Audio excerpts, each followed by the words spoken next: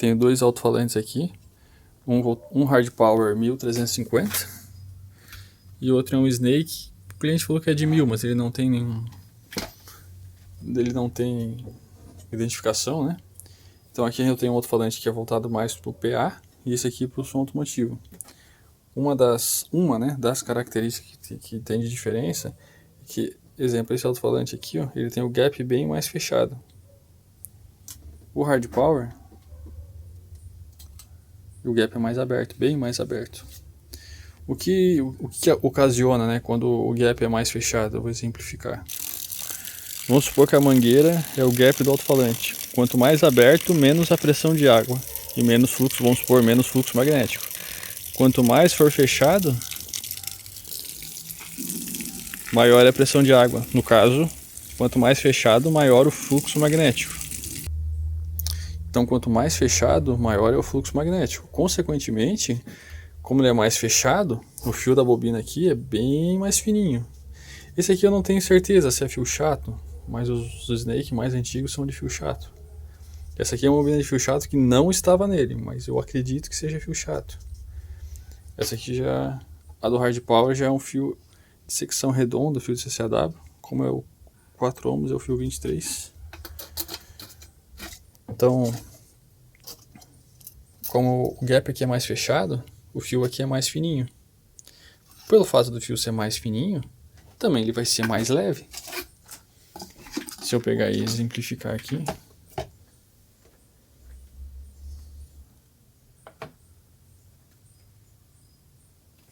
30 gramas, 16 gramas, então tem a metade do peso. Então imagina, o alto-falante, como ele é um alto-falante voltado para o PA, o cone é mais macio, tem menos gramatura.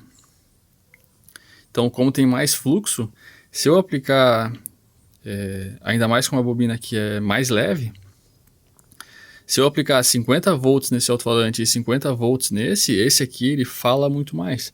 Até porque como ele é voltado para o PA, a proposta dele é reproduzir música e todo o estilo musical, né? São propostas diferentes do alto-falante. E esse alto-falante aqui, ó, ele é bobina de fio chato.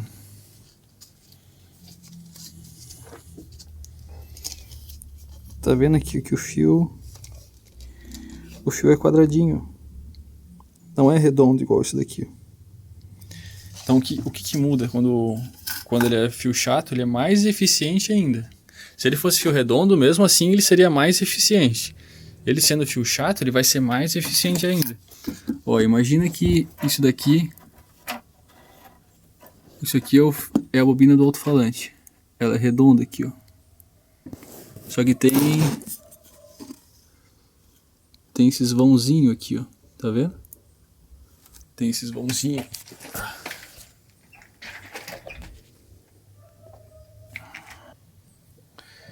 Então, exemplo, ele tem o fio redondo, ele é assim, ó. Então eu tenho esses vãozinhos, esses pequenos vãozinhos aqui, ó. O fio chato não, ele é quadradinho o fio. Então ele se encaixa certinho. Pelo fato de não ter esses vãozinhos aqui, o alto-falante se torna mais eficiente ainda, entendeu? Então ele já tem o gap mais fechado, que só isso já faria ele tocar mais. Quando ele é fio chato, ele vai ter uma sensibilidade maior ainda. Só que, como eu disse, são propostas diferentes. Se eu colocar esse alto-falante aqui para tocar mega funk e aplicar distorção nele, ele tolera bastante distorção. Esse aqui já não tolera tanta distorção. Claro que normalmente para o sistema de PA os profissionais são mais bem qualificados, né? Tanto que todos os alto-falantes de PA até hoje que veio para mim, eu acho que 90% que ele vem porque ele vem por desgaste mecânico, não porque queimou. Ó, esse daqui, ó, é um reparo de um Selênio WPU. Tem mais de 30 anos isso daqui. Esse aqui é um que ele era só parafusado. É bem antigo. Esse aqui é fio de secção redonda. Só que ele tem uma curiosidade. Eu lembro que a primeira vez que eu desmontei, a bobina é uma camada só. Então vem o fio vem enrolando e ela não volta. O fio volta aqui por dentro. Ele volta uma camada aqui por dentro. Aqui, ó. Ele volta uma camada aqui por dentro. O gap ser mais fechado ainda, entendeu? Porque antigamente, para você conseguir 500, 1000 RMS de uma potência de um amplificador, era muito difícil, entende? Então, quanto mais fechadinho fosse, né, o gap, quanto mais fechadinho fosse, maior era a sensibilidade do alto-falante. E tem um outro ponto também que eu vou explicar. Quanto mais fechadinho, mais fluxo magnético. E o de fio chato, ele consegue... Como é que eu vou explicar para vocês? Assim, a bobina, quando você aplica a voltagem, ela esquenta. Se eu pegar um isqueiro, esquentar, acender ele, quanto mais perto ele passar aqui, mais eu consigo transferir calor para o aço. Então a bobina, quanto mais perto ela passar aqui perto, mais ela consegue transferir o calor dela para o conjunto motor.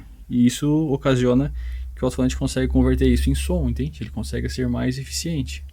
Só que, claro, existe um mínimo e um máximo que o alto-falante pode passar aqui, né? Normalmente, assim, subwoofers, aquele MTX que eu consertei, subwoofers, o alto-falante faz, né, aquele low bass, então o gap tende a ser mais aberto, entende? Normalmente. Agora, alto-falantes mais travados, mais fechados, consegue ter um gap mais fechado. Hoje, né, tem muita marca que o gap poderia ser bem mais fechado. Só que as empresas fazem aberto porque isso dificulta a linha de montagem. É mais trabalhoso você fazer o alto-falante com o gap fechado. Eu uma vez conversei com um senhor que ele trabalhou na Novik. O Novik foi até hoje o alto-falante com o gap mais fechado que eu já vi até hoje. É muito fechado. Pra ter uma ideia, eles usavam filme de fotografia, que ele tem 0.15, para montar os alto-falantes. Era muito fechado e era fio chato ainda. Alguns Noviks que eu peguei, não sei se todos eram assim. Só que não tinha tanta produtividade. E às vezes, na linha de montagem, né? Você tinha ali o mesmo operador que trabalhava ali há anos. Então, é difícil para uma fábrica conseguir ali as mesmas pessoas para trabalhar na linha de montagem, sempre ter o mesmo padrão, né? Eu vi um vídeo da Bomber, que eles montando ali o alto-falante na linha de montagem. Eu pensei assim, eu consigo montar um alto-falante mais rápido que eles. Só que eu trabalho com isso desde criança. Então, lá na fábrica, às vezes tem uma pessoa que começou a trabalhar hoje, trabalha 1 ano, 2 anos, depois sai. Por exemplo, você que está vendo o vídeo, provavelmente você não trabalha 20 anos na mesma empresa, na mesma função. Então, para uma fábrica é difícil fazer isso num gap fechado, numa linha de montagem. Tem marcas ali que eu vejo que tem o gap bem, bem aberto, poderia ser bem mais fechado, mas eles fazem assim para ser rápido a linha de montagem. É difícil assim trabalhar com alto-falantes com gap fechado. É bem mais trabalhoso. Fica aí algumas das diferenças, né, que eu enxergo, que compartilho com vocês. Não sou engenheiro, né, só compartilho e tento exemplificar das diferenças no falante de PA para um falante do som automotivo. Se você gostou, deixa o seu like.